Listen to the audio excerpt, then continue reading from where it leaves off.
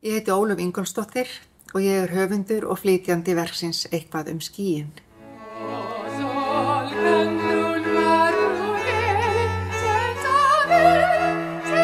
Eitthvað skýin er alhliða sviðsverk þar sem er bæði söngur og dans og ég er að nota tónlist frá barokktímanum, 300 ára gamlar óperuaríur mæta samtímadansi á sviðinu og úr því verður leikur skýin, tilfinningar og með þetta allt saman.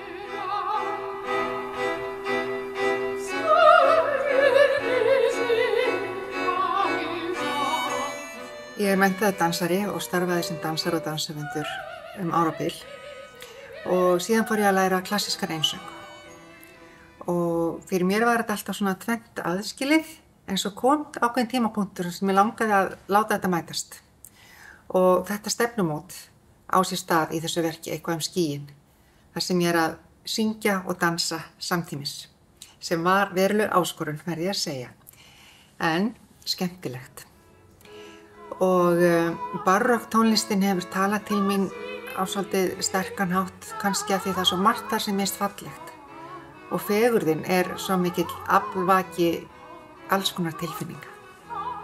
Þannig finnst mér barokk tónlistin henta mjög vel ef maður er að fjalla tilfinningar.